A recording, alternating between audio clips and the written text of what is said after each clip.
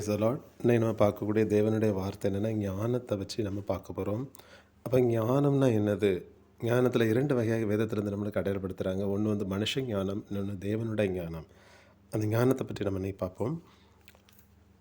மனுஷ ஞானம்னா என்னது, தேவனுடைய ஞானம் என்னது அப்படின்னு நம்ம பார்க்க போகிறோம். 1 கொரிந்தியர் 1வது அதிகாரத்தில் 1 கொரிந்தியர் 2வது அதிகாரத்தில் 6வது வசனத்தை பார்ப்போம். அப்படி இருந்தும் தேறினவர்களுக்குள்ளே ஞானத்தை பேசுகிறோம், இப்பிரபஞ்சத்தின் ஞானத்தை அல்ல, அழிந்து போகிறவர்களாகிய இப்பிரபஞ்சத்தின் பிரபுக்களுடைய ஞானத்தையும் அல்ல. உலக தோற்றம் முதல் முன்னே தேவன் நம்முடைய மகிமைக்காக ஏற்படுத்தி நம்ம மறைக்கப்பட்டதுமாயிருந்த ரகசியமான தேவ ஞானத்தை நாம் பேசுகிறோம். அப்போ இந்த வசனத்தை நம்ம பார்க்கும் பொழுது தேவன் சொல்லக்கூடிய வார்த்தை என்னென்னா, 2 வகையாக தேவன் பிரித்திருக்கிற ஞானம், மனுஷ ஞானம், தேவ ஞானம். இந்த மனுஷ ஞானம் இப்பிரபஞ்சத்துக்கு அடுத்ததாக இருக்கக்கூடியதாக இருக்குது மனுஷ ஞானம். தேவ ஞானம் அப்படி நம்ம பார்க்கக்கூடிய நேரத்தில் இப்பிரபஞ்சத்துக்கு அடுத்தது கிடையாது. அதாவது நம்மளுடைய ஒரு ஜீவிதத்துக்கு அடுத்த ஜீவிதத்துக்கு அடுத்ததாக இருக்குது. தேவன் அதை சொல்லக்கூடியது எப்படின்னா, நம்முடைய மகிமைக்காக ஏற்படுத்துகிறதா அந்த தேவஞானம். அந்த தேவஞானத்தை பற்றி நம்ம பார்க்கும் பொழுது, அந்த தேவஞானம் யார் அப்படின்னு பார்க்கக்கூடிய நேரத்தில் 1 கொரிந்தியர் 1வது அதிகாரத்தில் 24வது வசனத்தை நம்ம பார்க்கும் பொழுது, ஆகிலும் யூதராயினும் கிரேக்கராயினும் இவர்கள் அழைக்கப்பட்டிருக்கிறார்களோ அவர்களுக்கு கிறிஸ்து தேவபலனும் தேவஞானமாக இருக்கிறார். அப்போ நம்ம பேசக்கூடியது யாரை பற்றி இருக்குதானா, தேவஞானத்தை வச்சு நம்ம பார்த்துட்ருக்குறோம். அப்போ மனுஷ ஞானம் இந்த உலகத்தினுடைய பிரபஞ்சத்துக்களை எடுத்து, அதாவது இன்னொரு வசனத்தை நம்ம பார்க்கும் பொழுது, அந்த பிரபஞ்சத்தின் அதிபதியாக நம்ம தேவன் அடையாளப்படுத்தக்கூடிய யாருன்னு பார்ப்போம். 2 கொரிந்தியர் 4வது அதிகாரத்தில் 4வது வசனத்தை நம்ம பார்க்கும் பொழுது, தேவனுடைய சாயலாக இருக்கிற கிறிஸ்துவின் மகிமையான சுவிசேஷத்தின் ஒளி அவ்விசுவாசிகளாகிய அவர்களுக்குள் பிரகாசமாக இராதபடிக்கு இப்பிரபஞ்சத்தின் தேவனானவன் அவர்களுடைய மனதை குருடனாக்கினான். அப்போ இந்த வசனத்தை பார்க்கும் பொழுது, இப்பிரபஞ்சத்தின் தேவனானவன் ஜீவனுக்கு அடுத்த வார்த்தைகள் தேவனால் அழைக்கப்பட்ட பிள்ளைகளுக்குள்ளே பிரவேசிக்காத கூட அவன் அவருடைய மனதை என்ன பண்ண இருளாக்கிறான். அப்போ இப்பிரபஞ்சத்தின் ஞானம் அப்படின்னு பார்க்கக்கூடியது ஒரு பிசாசுக்கு அடுத்த ஞானமாக இருக்கிறது. அந்த வசனத்தின்படி இப்பிரபஞ்சத்தின் ஞானம், அதாவது இந்த பூமியில் தேவன் சொல்லக்கூடியது அறிவுள்ள மனுஷன், அறிவில்லாத மனுஷன் அப்படி பார்க்கக்கூடிய நேரத்தில் தேவன் சொல்லக்கூடியது சங்கீதம் 49வது அதிகாரத்தில் கடைசி வசனத்தை நம்ம எடுக்கும் பொழுது, சங்கீதம் 49ல் 20வது வசனம், கனம் பொருந்தினவனாக இருந்தும் அறிவில்லாத மனுஷன் அழிந்து போகும் மிருகங்களுக்கு ஒப்பாயிருக்கிறான். அப்போ தேவன் இதில் அறிவில்லாத மனுஷன் அப்படின்னு யாரையும் ஒரு அடையாளப்படுத்துகிறார். இந்த அறிவில்லாத மனுஷன் அப்படிங்கக்கூடிய நேரத்தில் அவன் எப்படிப்பட்ட மனுஷனாக இருக்கிறான்னா, இப்பிரபஞ்சத்திற்கு ஒத்த வேஷம் தரிக்கக்கூடியவனாக இருக்கிறான். அதாவது இந்த தேவ ஞானத்தை விட்டுக்கிட்டு மனுஷ ஞான பிரியனாக, மனுஷன் ஞானத்தில் இந்த உலகத்தில் ஜீவித்து, ஆண்டவர் லூக்கா 12வது அதிகாரத்தில் ஓமை சொல்லிடினதில், ஒரு மனுஷன் தனக்கு தேவையான ஆஸ்திகளெல்லாம் செய்து என் ஆத்துமாவே இழைப்பார்னு சொல்லிடினா மூடனே, அதாவது மடிகடனே, அறிவில்லாத மனுஷனே அங்கே தேவன் அடையாளப்படுத்துகிறார். இந்த அறிவில்லாத மனுஷன் அப்படின்னு பார்க்கக்கூடிய நேரத்தில் யார் அப்படின்னு பார்க்கக்கூடிய நேரத்தில், ஏதேன் தோட்டத்தில் மனுஷனை உருவாக்கி தேவன் ஜீவனை கொடுத்த தேவன், அவன் தேவனுடைய வார்த்தைக்கு கீழ்ப்படியாமல் சர்ப்பத்தினுடைய வார்த்தைக்கு கீழ்ப்படிந்தது நிமித்தம் அவனுக்கு உள் இருந்த அந்த ஜீவன் அவனுக்கு உள்ளிருந்து வெளியில் போய் தன்னை நிர்வாணியாக அவன் அறிந்து கொள்கிறான். அறிந்து கொண்ட மனுஷன் அந்த ஏதேன் தோட்டத்தை வெளியில் வர்றான். இந்த ஏதேன் தோட்டத்தை வெளியில் அந்த மனுஷனை தேவன் சொல்கிறாரு, நீ மண்ணாக இருக்கிறாய், அதாவது நீ பாவ மாமிசத்தினுடைய சாயலாக இருக்கிற. இந்த சாயலை கொண்டு எங்கே போக முடியாதுங்கிறார் தேவன். ஏதேன் தோட்டத்துக்கு திருப்பி வர முடியாது. அப்போ ரோமர் 8வது அதிகாரத்தில் 3வது வசனத்தின்படி பாவ மாமிசத்தினுடைய ஒரு சாயல் அவன் இருக்கிறான். இந்த சாயலை கொண்டு அவன் எங்கே போக முடியாது, ஏதேன் தோட்டத்துக்குள்ளால் போக முடியாது. அப்போ இந்த மனுஷனை பார்த்து தேவன் சொல்ல, நீ மகிமை அடைய வேண்டியதாக இருக்கிறது. அப்போ காரணம் யார் நம்மளுக்குள்ள ஆளுக பண்ண முடியாது இருக்குது, ஒரு தேவ சாயலை இழந்து நம்ம மாமிச சாயலில் இருக்கிறோம். அதாவது பாவ மாமிசத்தினுடைய சாயலில் இருக்கிறோம். இந்த சாயலில் இருக்கக்கூடிய நம்ம இந்த பூமியில் ஜீவித்து ஆத்மாவில் இழந்து போன அந்த ஜீவனை பெற்று இந்த சரீரம் மகிமை அடைய வேண்டும் என்கிற தன்மையை அறியாமல் இருக்கக்கூடிய மனுஷனை பார்த்து தேவன் சொல்ல, அறிவில்லாத மனுஷன் அழிந்து போகிற மிருகங்களுக்கு ஒப்பாயிருக்கிறான். அப்போ தேவன் எதை ஞானமாக பேசுகிறாரு? அப்போ தேவனுடைய ஞானம் எது, மனுஷ ஞானம் எது? அப்போ இந்த அறிவில்லாத மனுஷனை தேவன் மனுஷ ஞானம் எப்படி இந்த பூமியில் ஜீவிக்கக்கூடிய ஒரு மனுஷன், ஒரு துன்மார்க்க வாழ்க்கையில் வாழ்ந்து ஒரு ஜீவிதத்துக்கு அடுத்த ஏன் ஜீவிக்கிறோம், எதுக்காக ஜீவிக்கிறோங்கிற அந்த தன்மை இல்லாத அந்த மனுஷனை தேவன் அறிவில்லாத ஒரு மனுஷனாக அடையாளப்படுத்துகிறார். இந்த அறிவில்லாத மனுஷனை தேவன் சொல்லி மனுஷ ஞானத்தில் அவன் வாழ்ந்துருக்கிறான். இந்த மனுஷ ஞானத்தில் இருக்கக்கூடியவை ஒரு மாமிசத்தினுடைய சாயல் இருக்கிறான். பாவத்திலே வாழ்ந்து பாவத்திலே நரகத்துக்கு அதே காரணம் யோபில் சொல்லக்கூடிய மாதிரி யோபில் 20வது அதிகாரத்தில் அந்த வசனம் சொல்லுது. 11வது வசனம் சொல்லுது, அவன் எலும்புகள் அவனுடைய வால வயதின் பாவங்களை நிறைந்திருந்து அவனோட கூட மண்ணிலே படுத்துக்கொள்ளும். அப்போ ஆண்டவரை ஏற்றுக்கொள்ள, அதாவது ஏதேன் தோட்டத்திலிருந்து வாழ்ந்து ஏதேன் தோட்டத்தை வெளியில் வந்த நம்ம இந்த பாவ ஜீவிதம் வாழ்ந்து ஒரு ஜீவிதத்தில் ஒரு பரிசுத்தம் இல்லாமல் நம்மளுடைய பாவங்கள் எலும்பிலே நம்மளோட மண்ணு நம்மளோடு படுத்துக்கொள்ள அந்த தன்மையை அறியாத அந்த அறிவில்லாத மனுஷன். அப்போ இப்படிப்பட்ட ஒரு மனுஷன் இந்த பூமியில் ஜீவிக்கிறான். இவன் தேவ ஞானத்துக்கு அடுத்த, அதாவது இவன் தேவ ஞானத்தை மறந்து ஒரு மனுஷ ஞானத்தில் அவன் என்ன பண்ணுறான்னா வாழ்ந்து கொண்டிறான். இந்த மனுஷனை பார்த்து தேவன் சொல்கிறாரு, அறிவில்லாத மனுஷன் அழிந்து போகிற ஒரு மிருகங்களுக்கு ஒப்பாக இருக்கிறான். நம்ம பார்க்குறோம் 1 கொரிந்தியர் 1வது அதிகாரத்தில் 24வது வசனத்தை பார்க்கும் பொழுது, ஞானம் என்று தேவன் அடையாளப்படுத்தக்கூடியது பரிசுத்த ஆவி என்கிற இந்த ஜீவனை தேவன் ஞானமாக அடையாளப்படுத்துகிறார். அப்போ இப்படிப்பட்ட ஒரு போதகத்தை விட்டுக்கிட்டு மனுஷ ஞானத்தில் வாழ்கிறோம். அதாவது ஆத்மாவில் இழந்து போன அந்த ஆண்டவர் சொல்லார், மாம்சமனை யாவர் மேலும் என் ஆவியை ஊற்றுவேன் அப்படிங்கிறார். அந்த ஆவியை தேவன் ஜீவனாக அடையாளப்படுத்துகிறார். இந்த ஆவி, அதாவது ஏதேன் தோட்டத்தில் இழந்து போன அந்த ஜீவன் பெற வேண்டுங்கிற என்கிற தன்மை இல்லாமல் அவன் என்னதான் அவனுடைய அந்த மாமிசம் என்கிற அந்த சுயத்திலே அவன் வாழ்ந்து கொண்டிருக்கிறான். அதனால தான் ஆண்டவர் சொல்கிறாரு, ஞானம் எதை சம்பாதிக்கிறது, ஞானத்தை சம்பாதி அப்படிங்கிறார். எதை சம்பாதித்தாலும் ஆனால் நீ என்ன பண்ணிடு, ஞானத்தை சம்பாதி அப்படின்னு தேவனுடைய வார்த்தை நம்மளுக்கு சொல்லுது. அதான் சொல்லுது நீதிமொழி 3வது அதிகாரத்தில் 13வது வசனம் நம்ம சொல்லுது, ஞானத்தை கண்டடைகிற மனுஷனும் அந்த புத்தியை சம்பாதிக்கிற மனுஷனும் பாக்கியவான். அப்போ ஞானத்தை அவன் கண்டுபிடிக்க வேண்டியதாக இருக்கிறது. அந்த பரிசுத்தாவி அவன் கண்டுபிடிக்க வேண்டியதாக இருக்குது. அது ஜீவன் அப்படின்னு தேவன் அடையாளப்படுத்துகிற ஞானம் என்கிற தேவன் அந்த ஜீவனுக்கு அடுத்த ஞானத்தை உடைய மனுஷனை பார்த்து தேவன் தேவ ஞானத்துக்காக தேவன் அடையாளப்படுத்துகிறார். அப்போ இந்த தேவ ஞானம் எப்படிப்பட்டதாக இருக்குது அப்படின்னு பார்க்கக்கூடிய நேரத்தை அது யார்கிட்ட இருக்குது அப்படின்னா, நீதிமொழி 2வது அதிகாரத்தில் 6வது வசனத்தை நம்ம பார்க்கும் பொழுது, கர்த்தர் ஞானத்தை தருகிறார், அவர் வாயினின்று அறிவும் புத்தியும் வரும். அப்போ இந்த ஞானத்தினுடைய தொடக்கம் எது? நம்ம மனுஷ ஞானம் அல்ல, தேவ ஞானத்துக்கு அடுத்து நம்ம பார்த்துருக்குறோம். இந்த தேவ ஞானத்தினுடைய ஒரு தொடக்கம், இந்த ஞானத்தை 1 கொரிந்தியர் 1வது அதிகாரத்தை நம்ம பார்த்த மாதிரி அந்த கிறிஸ்து என்கிற அந்த தேவ ஞானத்தை நம்ம பார்த்துடும். அந்த ஞானத்துக்கு தொடக்கம் என்னன்னா, நீதிமொழி 1வது அதிகாரத்தில் 7வது வசனம், கர்த்தருக்கு பயப்படுதலை ஞானத்தினுடைய ஆரம்பம். அப்போ அந்த ஞானம் எங்கே இருக்குதான்? கர்த்தருக்கு பயப்படுவது, அதாவது பாவ வாழ்க்கையை விட்டு ஒரு பரிசுத்தத்துக்கு நம்ம ஒப்பு கொடுக்கும் பொழுது அதுதான் ஞானத்தினுடைய ஆரம்பம். அந்த தன்மைக்கு தேவன் நம்மளை என்ன பண்ணியிருக்கிறாரா, அழைத்திருக்கிறார். அப்போ ஒரு ஜீவிதம் இருக்குது இந்த பூமியில். நம்மளுடைய ஜீவிதம் எப்படிப்பட்டதாக இருக்குது? ஒரு பாவ வாழ்க்கைக்கு அடுத்தது இருக்குதா, பரிசுத்த வாழ்க்கைக்கு அடுத்தது இருக்குதா? அதான் ஆண்டவர் சொல்லக்கூடிய இடத்துல யோவான் 3வது அதிகாரத்தில், ஒருவன் ஜலத்தினாலும் ஆவியினாலும் மறுபடியும் பிறவாவிட்டால் அவன் தேவனுடைய ராஜ்யத்துக்கு அவன் சுதந்திரிப்பதில்லை அப்படிங்கிறாரா. இந்த தேவ ஞானத்தை பற்றி ஆண்டவர் இன்னொரு இடத்துல பேசும்பொழுது, நீதிமொழி 3வது அதிகாரத்தில் 21, 22 பார்க்கும் பொழுது, என் மகனே, இவைகள் உன் கண்களை விட்டு பிரியாதிருப்பதாக மெய் ஞானத்தையும் நல் ஆலோசனையும் காத்துக்கொள். அவைகள் உன் ஆத்துமாவுக்கு ஜீவனும் உன் கழுத்துக்கு அலங்காரமாக இருப்பதாக. அப்போ தேவன் எப்படி நம்மளை அடையாளப்படுத்துகிற இந்த ஞானத்தை, இந்த ஜீவனை கண்டுபிடிக்கக்கூடிய மனுஷன் எப்படிப்பட்டனோ அவன் தான் பாக்கியவான். காரணம், இந்த மனுஷ ஞானத்தினால் அல்ல, இந்த மனுஷ ஞானம் இந்த அழிந்து போகக்கூடியதாக தேவன் சொல்லுகிறார். அதனால தான் ஒரு இடத்துல சொல்லக்கூடிய நீதிமொழி 4வது அதிகாரத்தில் 5வது வசனத்தில் பேசும் பொழுது, ஞானத்தை சம்பாதி. நீதிமொழி 4:5 சொல்கிறாரு, ஞானத்தை சம்பாதி, புத்தியும் சம்பாதி, என் வாயின் வார்த்தைகளை மறவாமலும் விட்டு விலகாமலும் இரு அப்படிங்கிற தேவனுடைய வார்த்தை நம்மளுக்கு சொல்லக்கூடியது. இந்த ஞானத்தை தேவன் இன்னொரு இடத்துல நம்மளை அடையாளப்படுத்தும் போது, இந்த ஞானம் எப்படிப்பட்டதாக இருக்கிறதுனா, அதாவது தேவ ஞானம் இந்த பூமிக்கு அடுத்தது உடையதாக இருக்குதா, ஜீவனுக்கு அடுத்ததை உடையதாக இருக்கிறதா?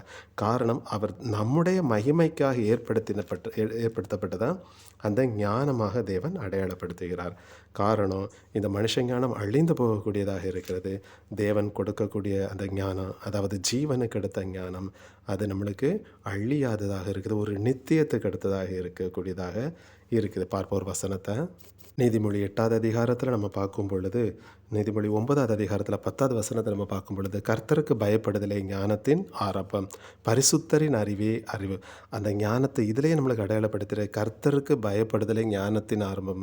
அதாவது என்ன அப்படின்னு கொடுத்துக்கூடிய செமிகாலன் கொடுத்துட்டு பரிசுத்தர், அந்த பரிசுத்தரின் அறிவே நம்மளுக்கு என்னதான் அறிவாக இருக்குது அப்படிங்கிறாரு. நீதிமொழி 8வது அதிகாரத்தில் 13வது வசனத்தில் பார்க்கும் பொழுது, தீமையை வெறுப்பதே கர்த்தருக்கு பயப்படுகிற பயம். அப்போ எது நம்மளுக்கு தேவன் சொல்லக்கூடியது பயம்னு எதை கொடுக்குறாரு? தீமை வெறுப்பை தான் அப்போ ஒரு மனுஷன், ஒரு ஸ்திரீயாகிய சபை, மனுஷங்கிறது ஸ்திரீயாகிய சபை, ஒரு ஸ்திரீயாகிய சபை இந்த பூமியில் இருக்கிற வாழ்ந்து அப்படிங்கக்கூடிய நேரத்தில் அந்த ஸ்திரீயாகிய சபை பார்த்து தேவன் சொல்லக்கூடியது கர்த்தருக்கு பயப்படுதலே ஞானத்தினுடைய ஞானப்பம். அதாவது தீமை வெறுப்பதே கர்த்தருக்கு பயப்படக்கூடிய காரியமாக தேவன் நம்மளுக்கு அடையாளப்படுத்துகிறார். அப்போ தேவஞானம், மனுஷஞானம். இந்த மனுஷஞானம் அப்படின்னு பார்க்கக்கூடிய நேரத்தில் அது அழியக்கூடியதாக இருக்கிறது. தேவஞானம் அது நிரந்தரமாக இருக்கக்கூடியது. அந்த தேவ ஞானத்தை தேவன் எப்படி நம்மளுக்கு அடையாளப்படுத்துகிறாங்க? அது அழியாதது, அது நம்முடைய மகிமைக்காக தேவன் ஏற்படுத்தப்பட்டு இருக்குதுன்னு எங்கே பார்த்துருக்குறோம்? 1 கொரிந்தியர் 2வது அதிகாரத்தில் நம்ம பார்த்துருக்குறோம். இந்த ஞானத்தை பார்க்கக்கூடிய உலகத்தான், அதாவது அவரை பற்றியுள்ள அறிவு இல்லாத என்ன பண்ணுறார்? நீதிமொழி 14வது அதிகாரத்தில் 6வது வசனத்தை தேவன் சொல்லக்கூடியது, பரியாசக்காரன் ஞானத்தை தேடியும் கண்டுபிடியான், புத்தி உள்ளவனுக்கோ அறிவு லேசாய் வரும். அப்போ இந்த பரியாசக்கார ஆண்டவர் சங்கீதம் 1வது அதிகாரத்தில் என்ன துன்மார்க்கருடைய வழி நடமாலும் பாவிகள் வெளியில் நில்லாமல் பரியாசக்கார உட்காரும் இடத்துல இருக்கார். அப்போ இந்த பரியாசக்கார உட்காரத்தில் இருக்கக்கூடாது அப்படின்னு தேவன் சொல்கிறார். அப்படிங்கிற பரியாசக்கார உட்கார இடத்துல என்ன கிடைக்காது? நம்மளுக்கு தேவனுக்கு அடுத்த ஞானம் கிடைக்காது. அந்த தேவனுக்கு அடுத்த ஞானம் மகிமைக்காக தேவன் நம்ம யாருடைய மகிமைக்காகன்னா நம்மளுடைய மகிமைக்காக தேவன் ஏற்படுத்தினதான் என்னது? அந்த தேவஞானம். அந்த தேவஞானம் நம்மளுடைய சரீரத்துக்கு அடுத்து, அதாவது நம்மளுடைய நம்மை மகிமைப்படுத்தக்கூடியதாக இருக்கிறது. நம்மை ஒரு மகிமையடைய ஒரு ஸ்தானத்துக்கு, அதாவது ஏதேன் தோட்டத்தில் விழுந்து நம்ம தேவ சாயலை இழந்து ஒரு பாவ சாயலை நம்ம அடைந்தவர்களாக இருக்கிறோம். எப்பொழுது நம்ம அந்த ஜீவனை பெற்று நம்ம சரீரத்தை மகிமையடை செய்கிறோமோ அதுதான் தேவஞானம். அது ஒரு நிரந்தரமானதாக இருக்கிறது. ஒரு வசனத்தை படிப்போம். நீதிமொழி 19வது அதிகாரத்தில் 8வது வசனத்தை பார்ப்போம். ஞானத்தை பெற்றுக்கொள்கிறவன் தன் ஆத்துமாவை சிநேகிக்கிறான், புத்தியை காக்கிறவன் நன்மையை அடைவான். அதாவது ஞானம் அப்படின்னு தேவன் சொல்லக்கூடியது ஆத்துமா வெறுமையாக இருக்குது. ஒரு வெறுமையான பாத்திரமாக நம்ம இருக்கிறோம். அந்த வெறுமையான பாத்திரமாக இருக்கக்கூடிய நம்ம இந்த ஒரு சரீரத்தை தேவன் ஒரு ஸ்திரீயாகிய சபையை பார்த்து சொல்லக்கூடிய வெறுமையான பாத்திரம். அதாவது அது என்னென்னா ஆத்துமாவில் ஜீவன் இல்லாத ஒரு ஸ்திரீயாகிய சபை வெறுமையான பாத்திரம். அதாவது அறிவில்லாத மனுஷன். சங்கீதம் 49வது கடைசி வசனம் அறிவில்லாத மனுஷன். அப்போ இந்த ஆத்துமா வெறுமையாக இருக்கிறது என்கிற அந்த தன்மையை அறிந்து தன்னை இந்த பாவத்திற்கு விட்டு ஒரு பரிசுத்த ஒரு வாழ்க்கைக்கு நம்ம ஒப்பு கொடுக்கும் பொழுது இந்த ஜீவனுக்கு நம்ம யாராகிறோமா? நம்ம ஜீவனுடைய பாதையில் போகிற தயாகிறோம்.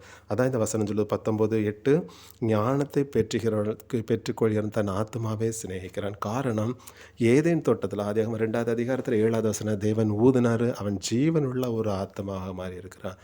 தேவனுடைய வார்த்தைக்கு கீழ்ப்படி அந்த பிசாசு சொன்ன அந்த பழத்தை புசித்தது நிமித்தம் அவனுடைய ஆத்மா வெறுமையான பாத்திரமாக இருக்கிறது. அதாவது அந்த மண்ணான மனுஷன் ஒரு வெறுமையான ஒரு பாத்திரமாக இருக்கிறார். இப்படிப்பட்ட அறிவை அடைந்த மனுஷன் தன்னை ஜலத்தினாலும் ஆவியினாலும் மறுபடியும் பிறப்பதற்கு ஒரு உபதேச சட்டம் என்கிற அந்த வார்த்தைக்கு கீழ்ப்படிந்து தன்னை ஒப்பு கொடுக்கிறான். அதனால தான் வார்த்தைக்கு சொல்லுது நம்மளுக்கு பாவ மன்னிப்பு நிச்சயத்தை நாம் பெற்றுக்கொள்ள வேண்டியதாக இருக்கிறது. காரணம், என்னுடைய ஆத்துமா ஒரு வெறுமையான பாத்திரமாக இருக்கிறது. இந்த ஆத்மா காலியாக இருக்கிறது. இந்த ஆத்மாவில் ஜீவனை நாம் பெற வேண்டியதாக இருக்கிறது. இந்த ஆத்மாவில் ஜீவனை பெறக்கூடிய மனுஷனை பார்த்து சொல்கிறார். இப்படிப்பட்ட அறிவடைந்து இந்த பாவ வாழ்க்கையை விட்டு ஒரு பரிசுத்த வாழ்க்கையை தன்னை ஒப்பு கொடுக்கும் பொழுது அந்த மனுஷனை பார்த்து சொல்கிறார், ஞானத்தை பெற்றுக்கொள்கிறான், தன் ஆத்துமாவை சிநேகிக்கிறான். அப்போ காரணம், நம்ம அவரை ஏற்றுக்கொள்ளாமல் மறிக்கும் பொழுது நம்மளுடைய ஆத்மா 2ஆம் மரணத்தில் போய் உபத்திரவத்துக்கு எடுத்த காரியத்தில் அடைபடும். நம்மளுடைய சரீரம் முழுவதும் ஆத்மா ஓடினார். காரணம், ஆத்மாவிற்கு வலிகள் உண்டு என்பது நமக்கு தெரியும். அப்படிப்பட்ட தன்மையில் நம்ம 2ஆம் மரணத்தில் போய் நம்ம நடந்து ஆக்கினை அடைவோம். அதான் தன்னுடைய ஆத்மாவை சிநேகிக்கக்கூடிய மனுஷன் யார்? அதாவது இப்படி ஏதேன் தோட்டத்தில் இழந்து போன ஜீவன், நான் வெறுமையான பாத்திரமாக இருக்கிறேன், இந்த ஜீவன், அதாவது பரிசுத்தாவி என்கிற ஜீவன் எனக்கு உள் வந்து வாசம் பண்ண வேண்டும் என்கிற அந்த அறிவை உள்ள மனுஷன், தேவன் அறிவுள்ள மனுஷன் இந்த மனுஷனை சொல்கிறார். அதாவது ஜீவனை பெற்றுக்கொண்ட மனுஷனை தேவன் சொல்கிறார், இவன் தன்னோட ஆத்மாவை சிநேகிக்கிறான். அப்போ உலக ரீதியில நம்ம பார்க்கும் பொழுது, அவங்கள சிநேகிக்கிறோம், இவங்கள சிநேகிக்கிறோம். ஆனா ஆண்டவர் சொல்லக்கூடியது தன்னைத்தான் சிநேகிக்க வேண்டியது. தன்னுடைய ஆத்துமாவை சிநேகிக்க வேண்டும். முதலாவது மற்றவர்களை தன்னுடைய ஆத்துமாவுக்கு அடுத்து தன்னுடைய ஆத்துமா வெறுமையான பாத்திரமாக இருக்கிறது. ஆத்துமாவில் ஜீவன் இல்லாத ஒரு தன்மையாக இருக்கிறது. இந்த ஆத்துமாவை நேசிக்க வேண்டாம். அதனால தான் ஸ்திரீயாகிய சபை வெறுமையான பாத்திரம். இந்த ஜீவனை பெறும்படியாக நம்ம பிரயாசம். அப்போ ஒரு ஸ்திரீயாகிய சபை இந்த பூமியில் இருக்குது அப்படிங்கக்கூடிய நேரத்தில் இந்த ஸ்திரீயாகிய சபை எதை பெற வேண்டியது? ஜீவனை பெற வேண்டியதாக இருக்குது. அந்த ஆத்துமாவில் ஜீவன் இல்லை. அந்த அறிவு வருது. தேவன் சொல்லி இவன் அறிவுள்ள மனுஷன். இவன் எதை பெற வேண்டியது இருக்குது? இந்த ஆத்துமாவை ஜீவனை பெறும்படியான ஒரு பாதையில் பிரவேசிக்க வேண்டியது இருக்குது. அதனால கர்த்தருக்கு பயப்படுதலே ஞானத்தினுடைய ஆரம்பம். அப்போ ஒரு மனுஷன் சகியோ எக்ஸாம்லாம் நம்ம எடுக்கவிட்டு அவன் என்ன பண்ண தன்னுடைய ஆசைகள் எல்லாம் பாவத்துக்கு ஒரு அடிமையான ஒரு மனுஷன் தன்னுடைய பாவத்தை எல்லாம் விடுறதுக்கு அவர் ரெடி ஆகிட்டான். தேவன் சொல்லி இந்த சரீரமாகி வீட்டிற்கு உனக்கு என்ன ஆகிட்டு ரட்சிப்பு வந்தது அப்படிங்கிறார். அதேமாதிரி நம்மளுடைய பாவ வாழ்க்கை விட்டு ஒரு பரிசுத்தத்துக்கு நம்ம உள்ளே வரும் அப்படிங்கிற நேரத்தில் ஆத்துமாவில் ஜீவன் இல்லை. அந்த ஜீவனை நான் பெற வேண்டும். அதை பரிசுத்தாவின்கிற அந்த ஜீவனை நான் பெற வேண்டும். இப்படிப்பட்ட ஒரு அறிவுள்ள மனுஷனை தேவன் சொல்லார் தன்னுடைய ஆத்துமாவை சிநேகிக்கிறான். அந்த ஜீவனை பெற்ற மனுஷனை தேவன் சொல்லார் தன்னுடைய ஆத்துமாவை சிநேகிக்கிறான். காரணம் எப்படின்னா, நீதிமொழி 19வது அதிகாரத்தில் 23வது வசனத்தை நம்ம பார்க்கும் பொழுது, கர்த்தருக்கு பயப்படுதல் ஜீவனுக்கு ஏதுவானது, அதை அடைந்தவன் திருப்தி அடைந்து நிலைத்திருப்பான், தீமை அவனை அணுகாது. தேவன் இந்த வசனத்தை சொல்லக்கூடியது அந்த பரிசுத்தாவின்கிற ஜீவனை அந்த மனுஷன் பெறும் பொழுது அது சொல்கிறாரு, கர்த்தருக்கு பயப்படுதல் பாவத்தை, அதாவது தீமை வெறுப்பது கர்த்தருக்கு பயப்படுகிறது. கர்த்தரை பயப்படுவது அவனுக்கு ஞானத்தை கொடுக்கும். அந்த ஞானத்தை கண்டவன் பயப்படுதல், அதாவது ஞானத்தை பெற ஜீவனுக்கு ஏதுவானது. அந்த ஞானம் என்கிற தேவ ஞானம், மனுஷ ஞானம் அல்ல. அதாவது நாம் மகிமை அடைய வேண்டும் என்கிற அந்த ஞானத்தை பெற்ற அந்த அறிவுள்ள ஒரு மனுஷன் தேவன் சொல்லார் கர்த்தருக்கு அது ஜீவனுக்கு ஏதுவானது. அந்த ஸ்திரீயாகிய சபை பார்த்து அது ஜீவனுக்கு ஏதுவானது. காரணம் அதை அடைந்தவன், அந்த ஜீவனை அடைந்தவன் திருப்திங்கிற ஸ்தானம் வருது. நிலைத்திருப்பான், தீமை அவனை அணுகாது. அப்போ இந்த ஆத்மாவில் ஜீவன் பெற வேண்டும். இதை தான் நம்ம பார்க்குறோம். 1 கொரிந்தியர் 2வது அதிகாரத்தில் பார்க்குறோம். 8வது வசனத்தை நம்ம பார்க்கும் பொழுது, அதை இப்பிரபஞ்சத்தின் பிரபுக்களில் ஒருவனும் அறியவில்லை, அறிந்தார்களானால் மகிமையின் கர்த்தரை அவர்கள் சிறுவையில் அறைய மாட்டார்களே. அப்போ எப்படி கொடுத்துருக்கு தேவனுடைய வார்த்தை? இப்பிரபஞ்சத்தின் பிரபுக்கள், அதாவது அவரை பற்றியுள்ள அறிவில்லாதவர்கள், இந்த நம்ம மகிமை அடைய வேண்டும் என்கிற தன்மை அறிவில்லாத அந்த மனுஷர்களை தேவன் பார்த்து சொல்லுது, இப்பிரபஞ்சத்தின் ஒருவனும் அவரை அறியவில்லை. அப்போ அவரை அறிந்தவன் என்று சொல்லக்கூடிய நேரத்தில் தன்னை ஒரு பரிசுத்த வாழ்க்கைக்கு அந்த மனுஷன் என்ன பண்ணுறான்? ஒப்பு கொடுக்குறான். காரணம், மனுஷஞானம் இந்த பூமிக்கு எடுத்ததாக இருக்குது, தேவஞானம் பரிசுத்தத்துக்கு எடுத்ததாக இருக்குது, மகிமை அடையக்கூடிய ஸ்தானத்துக்கு எடுத்ததாக இருக்கிறது. இதே வசனத்தை இதே அதிகாரத்தை நம்ம பார்ப்போம். 1 கொரிந்தியர் 1வது அதிகாரத்தில் 25வது வசனத்தை பார்க்கும் பொழுது, இந்தபடி தேவனுடைய பைத்தியம் என்னப்படுவது மனுஷனுடைய ஞானத்தில் அதிக ஞானமாக இருக்கிறது, தேவனுடைய பலவீனம் என்னப்படுவது மனுஷங்க பலத்திலும் அதிக பலமாக இருக்கிறது. அதாவது இந்த உலகத்துக்கு அடுத்தது மாமிசத்துக்கு அடுத்த ஞானம் தேவனுடைய சமூகத்தில் தேவனுக்கு முன்பாக பைத்தியமாக இருக்கிறது. இப்போ ஒரு ஸ்திரீயாகிய 2 ஸ்திரீயாகிய சபை இருக்குது. ஒரு ஸ்திரீயாக சபை உலக ரீதியில் ஞானத்தில் அப்படி இருக்கலாம், இப்படி இருக்கலாம். அதாவது நம்ம அந்த மனுஷனை ஏமாத்திட, இந்த மனுஷனை ஏமாத்திட, இப்படி ஜீவித்திட்டேன் அப்படின்னு சொல்லலாம். ஆனால் தேவன் சொல்கிற அப்படிப்பட்ட மனுஷ ஞானமுள்ள மனுஷன் தேவனுக்கு முன்னாடி ஒரு பைத்தியக்காரனாக தேவன் இருக்கிறான். அந்த மனுஷன் இருக்கிறானா, அவன் தான் பெரிய பரிதபிக்கப்படத்தக்கவனாக இருக்கிறான். ஆனால் அந்த ஜீவனுக்காண்டி ஜீவனை பற்றியுள்ள அறிவை பெற்றவன், தேவ ஞானத்தை பெற்றவன், நான் மகிமை அடைய வேண்டும் என்கிறேன், அதாவது மகிமை அடைய வேண்டும் என்கிறதுக்காக இந்த பாவ வாழ்க்கை விட்ட மனுஷனை பார்த்து சொல்கிறார், அவன் ஞானம் உள்ளவனாக தேவன் அடைப்படுது. அப்போ நம்மளுக்கு எப்போ புரியுது? ஞானம் உள்ளவன் யார், ஞானம் இல்லாதவன் யார்? ஞானம் உள்ளவன் ஜீவனை பற்றிய அறிவு உள்ளவன், ஞானம் இல்லாதவன் ஜீவனை பற்றிய அறிவு இல்லாதவன். இதுதான் தேவனுடைய பார்வையில் எது வெளியேற பெற்றது அப்படி பார்க்கக்கூடியதில் இந்த ஜீவனை பற்றியுள்ள அறிவு, அதாவது ஆத்மாவில் ஜீவன் இல்லை, அந்த ஜீவன் பெற வேண்டும், அந்த ஜீவன் எனக்குள்ள ஒரு நித்திய காலமாக ஊறிக்கொண்டே இருக்கும் என்கிற அந்த தன்மையை பெற்ற அந்த தன்மை பற்றியுள்ள அறிவுள்ள மனுஷனை பற்றி இவன் ஜீவன் உள்ளவனாக தேவன் அடையாள, அவன் ஜீவன் இல்லாதவன். அப்போ அந்த அறிவை பெற்ற நாம் தேவனுடைய பார்வையில் யார், எந்த ஸ்திரீயாகிய சபை ஒரு விலையேற பெற்ற ஸ்திரீயாக, எந்த ஸ்திரீயாகிய சபை தேவன் பிரியமாக இருக்கிறானா, இந்த ஜீவனுக்கு அடுத்த ஞானத்தை பெற்றவன், அதாவது அபிஷேகத்தை தனக்குள் பெற்ற அந்த ஸ்திரீயாகிய சபை தேவஞானம் உள்ளவன். இதுதான் தேவன் நம்மளுக்கு அடையாளப்படுத்தக்கூடிய வார்த்தையாக இப்படி பார்க்கும் பொழுது தேவன் சொல்லக்கூடியது. காரணம், மனுஷ ஞானத்தை தேவன் 1 கொரிந்தியர் 1:19 சொல்கிறாரு, அந்தப்படி ஞானிகளுடைய ஞானத்தை நான் அழித்து புத்திசாலியுடைய புத்தி அவமாக்குவேன் என்று எழுதியிருக்கிறது. 21வது வசனம், எப்படி தேவ ஞானத்துக்கு ஏற்றபடி உலகமானது சுய ஞானத்தினால தேவனை அறியாதிருக்கையில் பைத்தியமாக தோன்றுகிற இந்த பிரசங்கத்தினால விசுவாசிகளை ரட்சிக்க தேவனுக்கு பிரியமாயிட்டு. இந்த உலகத்தினுடைய ஞானத்தை தேவன் சுய ஞானமாக தேவன் அடையாளப்படுத்துகிறார். அப்படின்னா இந்த உலகத்துக்கு அடுத்த ஞானம் எது? பரிசுத்தத்துக்கு அடுத்த ஞானம் நம்மளுக்கு தெரியுது. காரணம், தேவன் நம்ம எதற்கு அழைத்திருக்கிறார்னா பரிசுத்தத்திற்கென்றே தேவன் அழைத்த. 1 தெசலோனிக்கேயர் 4வது அதிகாரத்தில் 3வது வசனத்தை நம்ம பார்க்கும் பொழுது, தேவன் நம்மை அழைத்தது நோக்கம் பரிசுத்தப்படுத்துவதற்கிறேன். நாம் பாவிகளாக இருக்கிறோம். அப்போ ஒருவன் ஜலத்தினாலும் ஆவினான், அதாவது ஜலம் என்கிற வார்த்தை பரிசுத்தாவி என்கிற அக்கினி அபிஷேகம். மறுபடியும் நம்ம பிறக்கும் பொழுது அந்த தன்மை நம்மளுக்குள்ள, அதாவது தேவ ஞானத்தை பற்றியுள்ள அறிவு, ஜீவனை பற்றியுள்ள அறிவு நம்மளுக்குள்ள என்னதான் வருது. அப்போ இந்த சரீரம் மகிமை அடைய வேண்டும் என்கிற தன்மை, இந்த சரீரம் மகிமை அடைய வேண்டும் என்கிற தன்மை உள்ள ஸ்திரியை பார்த்து தேவன் சொன்னார், தேவ ஞானத்தை பெற்றவன் பாக்கியவான், ஞானமுள்ளவன் பாக்கியவன், பரிசுத்தாண்ட அபிஷேகம் பெற்றவன் பாக்கியவன். அவன் எதற்குடையவனா? 2 தெசலோனிக்கேயர் 2:14 பார்க்கும் பொழுது, குமாரனுடைய சாயலை அடைகிறவனாக இருக்கிறான். இயேசு கிறிஸ்துவின் மகிமை அடைந்தவன் இயேசு கிறிஸ்துவின் சாயல் அடைந்தவன் மகிமை அடைந்தவன். அதாவது பரலோகத்திற்குரியவனாக தேவன் அடையாளப்படுத்துகிறார். மனுஷ ஞானம், தேவஞானம். தேவஞானம் பரிசுத்தத்துக்கு அடுத்தது, மனுஷ ஞானம் உலகத்திற்கு அடுத்தது, பாவகத்திற்கு அடுத்தது. இதுதான் தேவனுடைய வார்த்தை நம்மளுக்கு அடையாளப்படுத்த. அப்போ தேவஞானம், அந்த ஞானத்தை பெற்று நம்ம மகிமை அடையணும். இதுதான் தேவனுடைய சித்தமாக தேவன் அடையாள. பரிசுத்தாவினுடைய அபிஷேகம் பெறணும். அந்த பரிசுத்தாவின் உள்ள என்னுடைய உள்ளும் புறமும் பரிசுத்தப்படுத்தணும். இதுதான் தேவன் நம்மளுடைய அழைப்புக்கு தேவன் கொடுத்த அழைப்பு. கர்த்தருக்கு ஸ்தோத்திரம். கர்த்தருடைய நாம் மகிமைப்படுவதாக. அல்லேலூயா.